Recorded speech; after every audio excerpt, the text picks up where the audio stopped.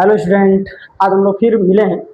और जैसा कि आप सब लोगों को पता है, पूरा एग्जाम पूर्ण रूप से खत्म हो चुका है। अब 10th का भी खत्म हो गया और 12th का भी समाप्त हो गया है।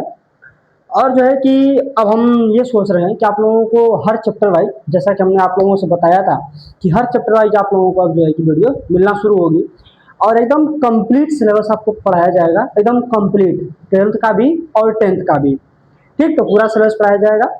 तो उसको आप लोग बारी बारी हर चैप्टर को टॉपिक वाइज देखते रहिएगा।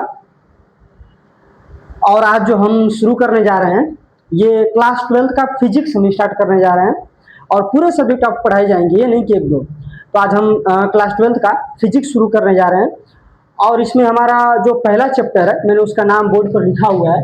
ये क्लास 12th का फिजिक्स का पहला चैप्टर है जिसका नाम है विद्युत आवेश तथा क्षेत्र। विद्युत आवेश तथा क्षेत्र, इस चैप्टर को हम आज स्टार्ट करेंगे। तो आप लोग जानते हैं कि बूंद बूंद से घड़ा भरता है, उसी प्रकार से आपकी ये ज्ञान है, ये शिक्षा है, इसको भी थोड़ा थोड़ा लेते हुए चलना पड़ेगा, तो ही जाकर के हमको लास्ट में इसका फल अच्छा मिलेगा और इसका रिजल्ट भी अच्छा होगा। अदरवाइज वही होगा कि एक ही बार में बहुत सारा आपको पढ़ना पड़ेगा। ठीक है, तो आइए बिना देरी के हम स्टार्ट करते हैं। जब इस चैप्टर को स्टार्ट करते हैं तो इस चैप्टर में सबसे पहले एक टॉपिक आती है जिसको पढ़ना जरूरी है, वो है स्थिर वैद्युतिकी। ये जो स्थिर वैद्युतिकी शब्द है, स्थिर वैद्युतिकी को पहले आप समझिएगा। स्थिर वैद्युतिकी का क्या मतलब होता है? देखिए, इसमें दो वर्ड है, एक है स्थिर और एक है वैद्युतिकी। स्थिर का मतलब होता है रुका हुआ और जो ये वैद्युतिकी शब्द है इसका मतलब होता है आवेश।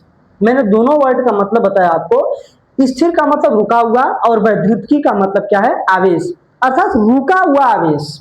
यानी हम पूरी परिभाषा ही बस दो वर्ड में डिफाइन कर सकते हैं कि हम जब रुके हुए आवेशों का अध्ययन करते हैं, किसका अध्ययन करते हैं? रुके हुए आवेशों का अध्ययन करते हैं, तो उसे हम क्या बोलते हैं? स्थिर वैद्युतिकी कहते हैं। इसी बात को यहाँ पर लिखा हुआ है कि भौतिक विज्ञान की वह शाखा जिसमें स्थिर आवेशों का अध्ययन किया जाता है। किसका अध्ययन किया जाए? स्थिर आवेशों का अध्ययन किया जाता है, तो उसे हम क्या बोलते हैं? स्थिर वैद्युतिकी कहा जाता है। ये काफी छोटी सी डिफिनेशन थी। अब इसके बाद जो हमारा नेक्स्ट है वो है वैद्युत आवेश। वैद्युत आवेश क्या होता है? देखिए, वैद्युत आवेश कोई चीज नहीं है, कोई वस्तु नहीं है। वैद्युत आवेश एक प्रकार का गुण है। वैद्युत आवेश क्या? एक प्रकार का गुण है। जिस प्रकार से माता पिता का अपने बच्चे के प्रति लाड और प्यार का एक गुण होता है, चाहे बच्चा कितना भी बेकार हो, वो माता पिता को प्यारा ही होगा। इस दुनिया में कोई कितना भी अपने बच्चों से दुश्मनी कर ले, लेकिन माता पिता ऐसा होता है जो हमेशा 100 में 100% अपने बच्चों के लिए देता है। ठीक उसी प्रकार से वैद्युत आवेश भी क्या है? ये वस्तु का गुण होता है। वस्तु का क्या है? गुण होता है, जो किसी वस्तु को या तो अपने तरफ आकर्षित करेगा या तो फिर प्रतिकर्षित कर देगा। अब आकर्षण करेगा या प्रतिकर्षण करेगा तो कोई ना कोई प्रभाव उत्पन्न होगा। तो जब आकर्षण या प्रतिकर्षण करता है तो दो प्रकार के प्रभाव देखने को मिलते हैं, एक वैद्युत प्रभाव और एक चुंबकीय प्रभाव। ये दो प्रकार के प्रभाव उत्पन्न कर सकता है या इसका अनुभव कर सके तो उसको हम क्या बोलते हैं? वैद्युत आवेश बोलते हैं। लिखा हुआ है कि वस्तु का वह गुण, ये क्या है? गुण है। वस्तु का वह गुण जिसके कारण वह वैद्युत प्रभाव तथा चुंबकीय प्रभाव उत्पन्न करे, उसे हम क्या बोलते हैं? वैद्युत आवेश कहते हैं। या उसका अनुभव करता हो उसे वैद्युत आवेश कहते हैं। अब ये जो वैद्युत आवेश होता है, इसके उदाहरण आपको बता रहे हैं। इसके उदाहरण आपकी डेली लाइफ में ज्यादा देखने को मिलते हैं। बाल से कंघी करने पर, जब हम लोग बचपन में ये ज्यादा जादू करते हैं, इसको जादू बोलते हैं। बचपन में जब बच्चा 1 2 3 4 में पढ़ता है तो पता है चलो मैं तुमको एक जादू दिखाता हूँ। तो जादू क्या? जब इससे कंघी आप करेंगे, ऐसे ऐसे कंघी करेंगे, जैसे मान लीजिए ये कंघी है, ऐसे ऐसे कंघी करते हैं, ऐसे ऐसे कंघी खूब करेंगे। और करने के बाद जब इसको आप बाल के पास ऐसे फिर लेकर जाएंगे ना, तो बाल इसे चिपकने की कोशिश करता है। बाल क्या करता है? इसे चिपकने की कोशिश करता है। इसका मतलब ये होता है कि जब इसको इसे रगड़ते हैं तो इसके ऊपर आवेश उत्पन्न हो जाते हैं और आवेश उत्पन्न होने के कारण इसमें क्या हो जाता है कि बाल इसकी तरफ आकर्षित होता है। तो वैद्युत प्रभाव यानी वैद्युत आवेश इस पर लगता है, जिसके कारण ये क्या करता है? इसको आवेशित होता है, इसके तरफ आकर्षित होता है। इसी का एक और एग्जांपल यहाँ पर मैंने लिखा हुआ है कि बाल पर पेन रगड़ने से, जब आप बाल पर ऐसे ऐसे, ये पेन है, ये हमारा मार्कर, ये इसको ऐसे ऐसे ऐसे खूब रगड़ेंगे और रगड़ने के बाद क्या करिएगा? जो छोटा छोटा कागज होगा, कागज को तोड़ लीजिएगा छोटी छोटी, और तोड़ करके जब इसको ऐसे चिपकाइएगा ना तो क्या करेगा? मरकरवा इस टुकड़ा को अपनी तरफ सटा लेगा, इस पे सटा लेगा। तो जब बच्चा इसको दिखाता है छोटा छोटा ऐसे, ले भैया जादू देख, जादू जादू, ऐसे जादू दिखाता है कि लो सट गया। अब उसको लगता है कि मैजिक है, कैसे हो गया। लेकिन यहाँ तो कोई बहुत बड़ी चीज नहीं है, सिंपल सा है कि इसको जब घर्षण किया गया, इस तरह से फ्रिक्शन किया गया, तो घर्षण करने के कारण इस पर क्या आ गया, बल आ गया, इसके इसके ऊपर क्या आ गया, आवेश आ गया। और आवेश आने के कारण ये उस टुकड़े को अपनी तरफ आकर्षित कर लेता है। और एग्जाम्पल मैंने लिखा हुआ है कि गुब्बारे को बाल से रगड़ने पर, जो गुब्बारा होता है जिसको बैलून बोलते हैं, फुलाकर उसको बाल पर आप रगड़िएगा, और रगड़ने के बाद भी अगर आप पानी की तरफ हल्का लेकर जाइएगा तो पानी को अपनी तरफ आकर्षित करेगा। जैसे लगे कि चुंबक है उसको अपनी तरफ खींच रहा है, उस तरह से उसको आकर्षित करता है। तो इन सब का रिजल्ट एक ही होता है और वो है वैद्युत आवेश। इसका एकदम बेस्ट एग्जाम्पल एक और बता रहा है। अभी गर्मी जल्दी जल्दी आ रही है, चेक करिएगा आप लोग। जब आप कपड़ा निकालिएगा ना, स्वेटर चाहे बंडी ऐसे कुछ पहने रहिएगा, जब इसको बारवा ऐसे निकालेगा, सब जब निकालेगा तो क्या होगा कि दैया से चट चट की आवाज आती है, जैसे लगता है कि कोई चीज चिपका हुआ है, चुट चुट चुट चुट चुटिया बज रहा है, चुटपुट निकल रहा है। तो ऐसे जो आवाज आती है वो किसके कारण, कि हमारा कपड़ा ना बार बार शरीर में इसे पूरा घर्षण कर लेता है। और घर्षण करने के बाद क्या होता है कि वो हमारे बॉडी पर आवेश उत्पन्न कर देता है, जिसका कपड़ा जब उससे छूटता है तो चट चट की आवाज आती है। तो वहां पे भी ये वैद्युत आवेश ही होता है। देखिए काफी एग्जांपल है और बहुत सारे एग्जांपल आपको रियल लाइफ में मिलेंगे। इसके बहुत इजी टॉपिक है, एकदम एकदम रिलैक्स होकर आराम से पढ़िएगा, कोई दिक्कत नहीं, एकदम आसान टॉपिक।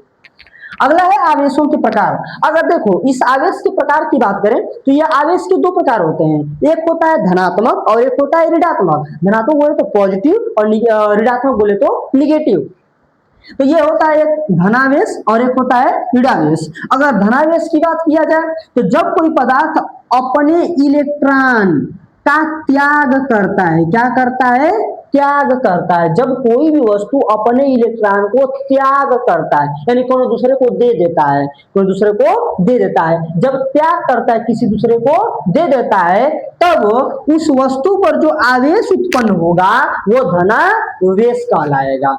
ये भाई सिंपल सी बात है, तो दुनिया का रूल है, नियम है कि जौन पैसा देता है वो अमीर होता है, धनवान होता है, तो उसको धनावेश कहते हैं। जो पैसा देगा वो धनवान रहेगा। तो ये इलेक्ट्रॉन दे रहा है फिजिक्स में, इलेक्ट्रॉन फिजिक्स में दे रहा है तो कह रहा है कि मैं धनवान हूं, तो धनवान हूं तो मेरे ऊपर प्लस चार्ज चाहिए, तो उस पर धन चार्ज लगता है।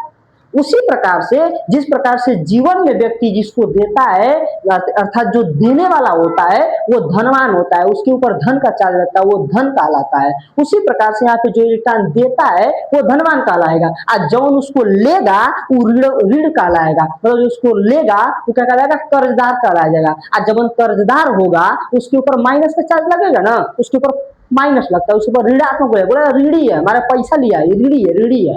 तो उसी प्रकार से जो इलेक्ट्रॉन अपना त्याग देगा वो धनवान कहलाएगा, और जो कोई पदार्थ का इलेक्ट्रॉन ग्रहण कर लेगा, क्या कर लेगा, ग्रहण कर लेगा, वो क्या कहलाएगा, ऋणावेश कहलाएगा। तो सिंपल सी बात, जो पदार्थ अपना इलेक्ट्रॉन त्यागता है उसके ऊपर धन आवेश, और जो इलेक्ट्रॉन को ग्रहण करता है उसके ऊपर ऋण चार्ज आते हैं, और उसी के आने से कोई धन आवेश और कोई जो है ऋण आवेश कहलाता है। इस तरह से आवेश हो गए।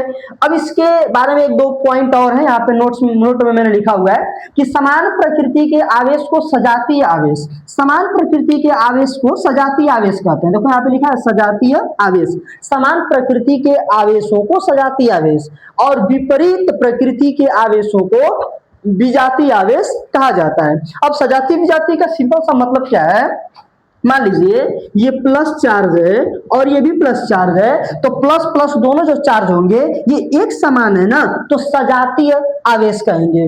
और जब एक प्लस हो और एक माइनस हो तो इस प्रकार के आवेश को हम लोग क्या बोलेंगे, विजातीय आवेश बोलते हैं।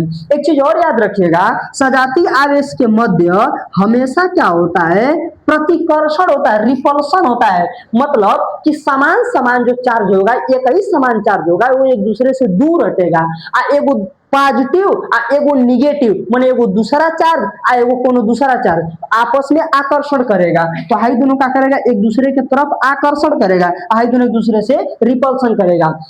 अरे भाई सिंपल सी बात है, कहीं लड़का लड़के की तरफ आकर्षित हुआ है? नहीं ना, लड़का लड़की की तरफ आकर्षित होगा और लड़की लड़के की तरफ ही आकर्षित होगी, यानी कि उनका चार्ज अलग है, आवेश अलग है। उसी प्रकार से यहाँ पर एगो प्लस और एगो माइनस है, तो ये एक दूसरे की तरफ आकर्षित होंगे। ऐसा नहीं कि प्लस प्लस आकर्षित होगा, हमेशा रिपल्ट करेगा। वो अलग बात है थोड़ी सी कि आज का समय में थोड़ा सा अलग भाई सामाजिक ढांचा बनता जा रहा है कि लड़का लड़का से ही शादी कर ले रहा है। जैसा कि अभी एक कहानी एक काफी न्यूज में आप लोग देखे होंगे, जल्दी की घटना है, यहाँ राजस्थान में दो लड़कियां थी, वो आपस में ही शादी कर लेती हैं कि हम आपस में ही शादी करेंगे और हम खुश रहेंगे। हालांकि हमारे देश में इसको मान्य भी है, कोई दिक्कत नहीं है, तो लोग किए हैं, लेकिन वो व्यवहारिक रूप में होता है। साइंस नहीं कहती है, कहती है कि नहीं बाबू, अगर तुम प्लस हो और मैं भी प्लस, तो तुमको अपने पास नहीं आने दूंगा, दूर भगो। अगर माइनस हो तब भी अपने पास लाऊंगा। ठीक है। अगला क्या है इसमें कि ये जो आवेश आप पढ़ते हुए आ रहे हैं, आवेश का मात्रक क्या होता है और उसकी बीमा क्या होती है। तो देखिए आवेश का मैंने यहाँ पर एसआई मात्रक लिखा हुआ है। आवेश का एसआई मात्रक क्या होता है? कूलाम होता है। इसकी बीमा को देख लीजिए। बीमा निकालने के लिए इसका हमको सूत्र पता होना चाहिए। तो जो आवेश की बीमा होती है उसके लिए एक सूत्र होता है, विद्युत धारा बराबर आवेश बटा समय। विद्युत धारा बराबर आवेश बटा समय। विद्युत धारा को आई से प्रदर्शित किए हैं और आवेश को क्यू से और समय को टी से। अब इस चीज को अगर हमको शॉर्ट में लिखना होगा तो आई बराबर क्यू अपन टी लिख देंगे। चूंकि हमको निकालना क्या है? आवेश निकालना है, इसलिए आवेश को बराबर के इधर भेजेंगे, तो हो जाएगा क्यू बराबर आई इंटू टी। क्यू बराबर आई इंटू टी। देखिए यहाँ पर इंटू हम लगाए चाहे ना लगाए, वो डॉट कर दिए तो वो इंटू में रहता है। तो Q बराबर आई इंटू टी। अब हमको बीमा लिखना था तो हम I की बीमा लिख देंगे और T की बीमा लिख देंगे। इस तरह से इसकी बीमा हो जाएगी Q बराबर A into T. A into T. बहुत अच्छी टॉपिक थी, खत्म कर लिया है। अब जो है तो हम लोग देखेंगे नेक्स्ट टॉपिक। तब तक के लिए हम लोग फिर मिलेंगे नई वीडियो में।